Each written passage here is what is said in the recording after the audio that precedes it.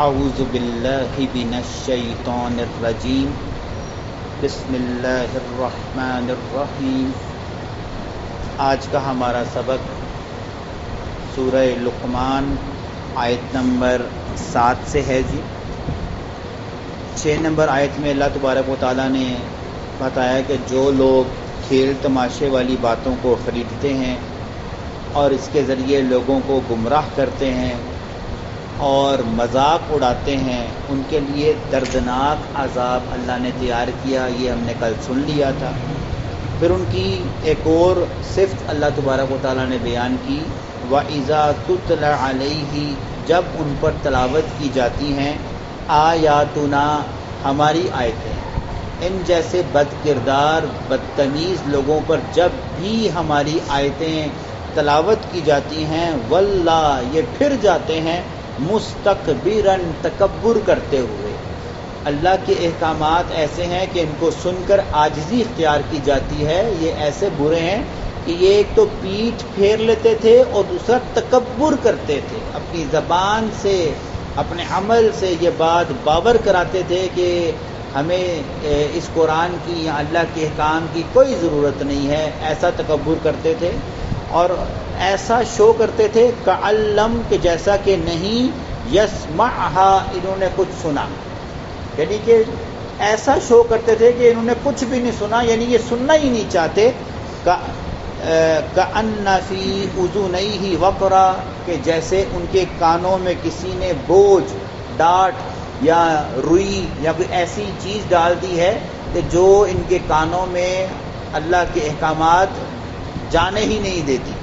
تو ان اللہ تبارک و تعالیٰ نے ان جیسوں کا تذکرہ فرمایا کہ یہ لوگ ایک تو تکبر کرتے ہیں اور ایسا بیہیو کرتے ہیں کہ جیسا انہوں نے کچھ سنا ہی نہیں، جیسا کہ ان کے کانوں میں بوجھ ہے، یا جس کو ہم دیہاتی زبان میں بجا کہتے ہیں، کہ جب کسی نے کسی کا پانی بند کرنا ہوتا تھا نا، شاپر لے کے نا اس کی بال بنا کر اس کے پائپ میں ڈال دیتا تھا، یہ پانی آئے تو اس کے گھر نہ جائے بلکہ سارا پانی جو ہے نا وہ ہمارے گھر آ جائے۔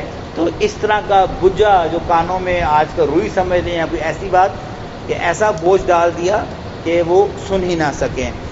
تو فرمایا فبشرہ، ان جیسوں کے لیے بشارت ہے، بعذاب علیم، بڑے دردناک عذاب کی، ان جیسوں کے لیے بڑے دردناک عذاب کی بشارت ہے۔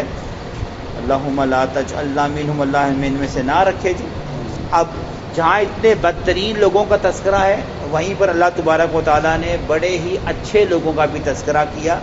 الذین آمنوا، وہ لوگ جو ایمان لائے، وعملوا الصالحات، اور جنہوں نے نیک اور صالح عمل کیے، لہم جنات النعیم، ان کے لیے باغات ہیں بڑی نعمتوں والے۔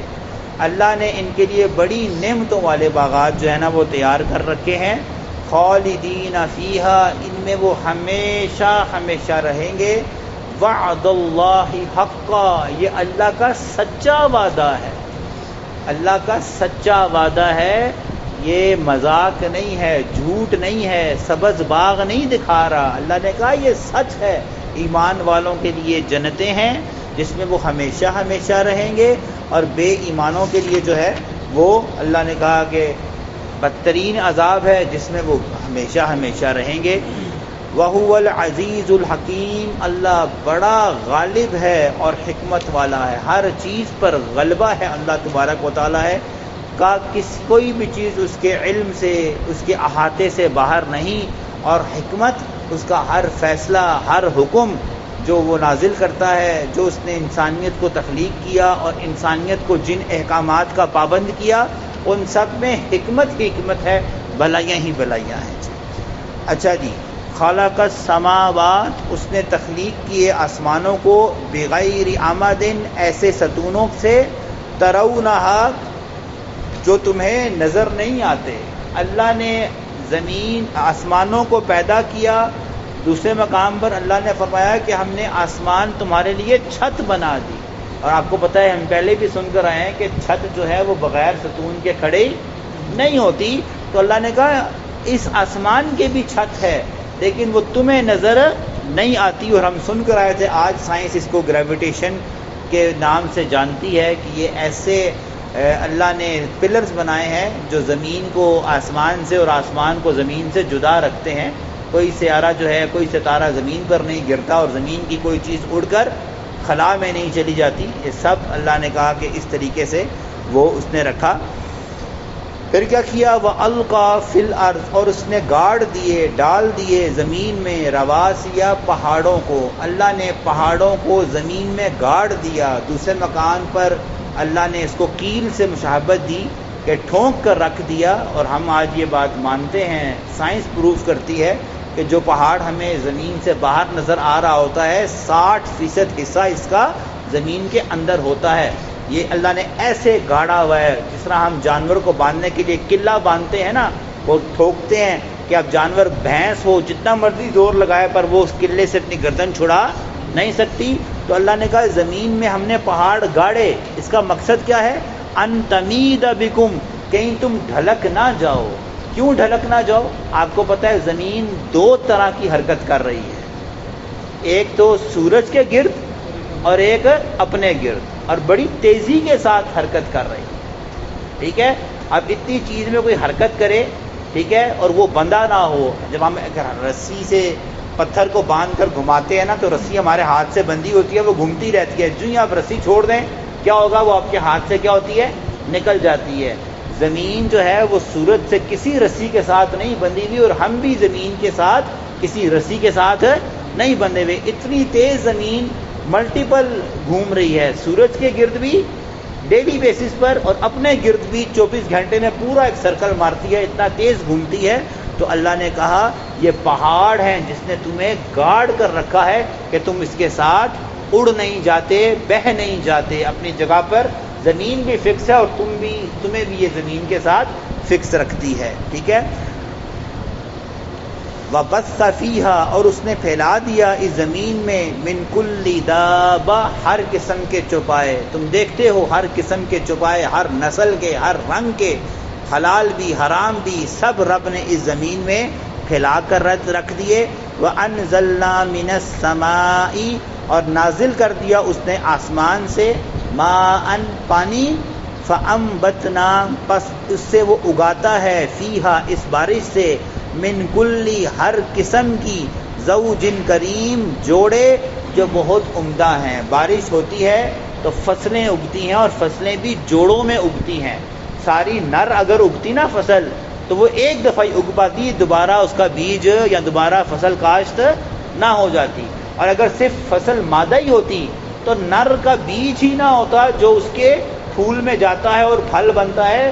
تو اکیلا رب نے کہا میں نے پیدا ہی نہیں کیا، میں نے میل فلاور یعنی میل پلانٹ اور فیمیل پلانٹ پیدا کیے، میل انسان اور فیمیل انسان پیدا کیے، میل جانور اور فیمیل جانور پیدا کیے. جس سے کیا ہے، جو تو ہے یہاں پہ اسپیشل صرف رب نے جو ہے وہ زمین کی نباتات کا تذکرہ کیا کہ نباتات بھی اللہ تبارک و تعالیٰ نے دونوں جینڈرز کی پیدا کی ہیں، جس کے ذریعے کیا ہوتا ہے کہ ہم کھا لیتے ہیں، بیج بچ جاتے ہیں، وہی بیج ہم دوبارہ بوتے ہیں، اس سے ساری زندگی یہ سب قیامت تک یہ سلسلے جو ہیں وہ کیا ہوتے رہیں گے، وہ چلتے رہیں گے. تو اللہ نے کہا اس نے عمدہ قسم کے جوڑے جو ہیں نا اس بارش کے ذریعے پھیلا دیے. ہاں اگر آپ بیج بو بھی دیں، بارش ہی نہ ہو تو وہ بیج کیا ہو جاتا ہے، ڈیڈ ہو جاتا ہے. تو اللہ نے کہا بیج ہونا بھی ضروری ہے، اور یہ بارش ہے جو اس بیج کو کیا کرتی ہے، پھاڑ کر دوبارہ پھل بناتی ہے. ٹھیک ہے. ھذا خلق اللہ، یہ اللہ کی تخلیق ہے. فارونی، بس تم مجھے دکھاؤ، ماذا خلق الذین، کیا تخلیق کیا ہے ان لوگوں نے، من دونہ، اس کے علاوہ جن کو تم پکارتے ہو. کہ جن کو تم اللہ کے سوا پکارتے ہو، بتاؤ اس میں سے کسی نے ان چیزوں میں کچھ پیدا کیا؟ یہ چیزیں تو بہت بڑی بڑی ہیں. اللہ نے کہا یہ تو بہت دور کی بات ہے، مکھی بھی پیدا نہیں کر سکتی، اور مکھی بھی بہت دور کی بات. اللہ نے کہا 17 سپارے کی آخری آیت میں کہ مکھی اگر ان کے کھانے سے ایک ذرہ چرا لے، یہ سب مل کر اس سے وہ ذرہ نہیں کھینچ سکتے. ضعف الطالب والمطلوب، کتنے کمزور ہیں جن کو تم پکارتے ہو کہ وہ ایک مکھی پیدا کرنا بہت دور کی بات، اس سے وہ ذرہ بھی نہیں کھینچ سکتے. تو اللہ نے کہا یہ سب کچھ میں نے پیدا کیا، پہاڑ میں نے پیدا کیے، آسمان میں نے پیدا کیے، اس کے بعد میں نے زمین پر چوپائے پھیلا دیے، بارش برسا دی، جوڑے پیدا کر دیے. بتاؤ ان میں سے ان لوگوں کو جن کو تم پکارتے ہو انہوں نے کیا پیدا کیا ہے؟ بل الظالمون، ہاں یہ جو ظالم ہے نا، فی دلال مبین، یہ واضح گمراہی میں ہے. یعنی اس کے باوجود بھی اب کوئی اللہ کے ساتھ شرک کرے گا تو اللہ نے کہا اس جیسا ظالم ہی کوئی نہیں، اور وہ بدترین گمراہی کے اندر موجود ہے. ٹھیک ہے جی. اگلی آیتوں میں اللہ تبارک و تعالیٰ لقمان علیہ السلام کا واقعہ جو ہے وہ تذکرہ کر رہا ہے. پہلے لقمان علیہ السلام کے حوالے سے میں نے بتایا تھا کہ یہ ایک نیک اور صالح انسان ہے، پیغمبر اور رسول نہیں ہے. ان کے بارے میں نا ایک قول ملتا ہے اور ایک حدیث ملتی ہے. ٹھیک ہے. قول جو ہے نا وہ کسی نے، یہاں اللہ نے فرمایا کہ ہم نے لقمان علیہ السلام کو بڑی دانائی اور حکمت عطا کی. تو کسی نے لقمان علیہ السلام سے پوچھا کہ آپ کو اتنی دانائی اور اتنی حکمت کیسے میسر آئی؟ تو انہوں نے چند جواب دیے. پہلا جواب دیا تھا راست بازی، میں جھوٹ نہیں بولتا. دوسرا بولا امانت داری، میں خیانت نہیں کرتا. تیسرا میں فضول گفتگو نہیں کرتا. اور چوتھا میں خاموش رہتا. یہ چار وہ اوصاف ہیں جو لقمان علیہ السلام میں تھے. ٹھیک ہے. کیا تھا جی؟ کہ راست بازی، جب بھی بات کریں گے سیدھی اور دو ٹوک کریں گے. جھوٹ تو بہت دور کی بات، مبہم گول مول بات بھی وہ کبھی نہیں کرتے تھے. دوسرا کہ امانت میں کبھی خیانت نہیں کرتے تھے. تیسرا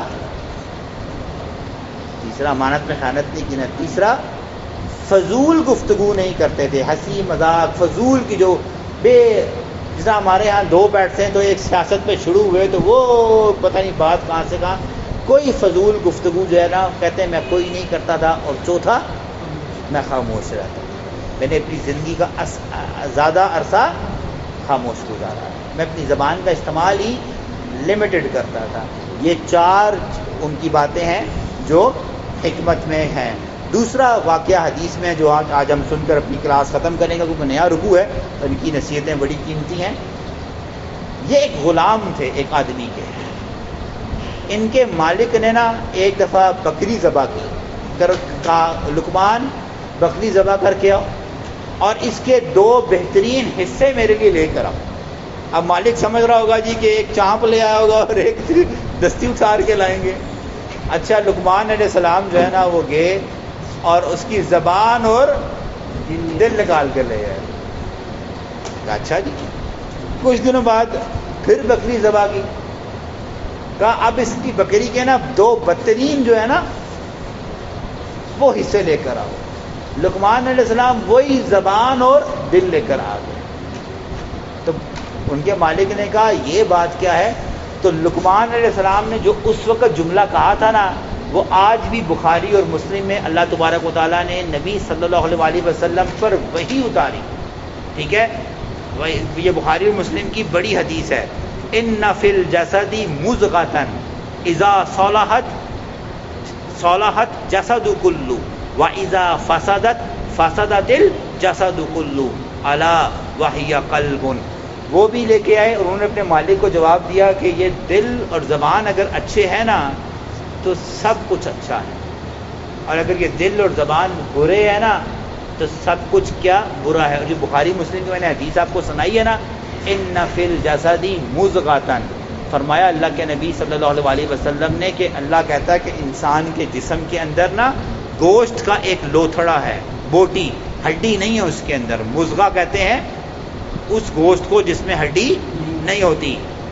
اذا صلحت جسد کلو، اگر وہ ٹھیک ہو جائے نا تو پورا کا پورا وجود کیا ہو جائے گا؟ ٹھیک ہو جائے گا.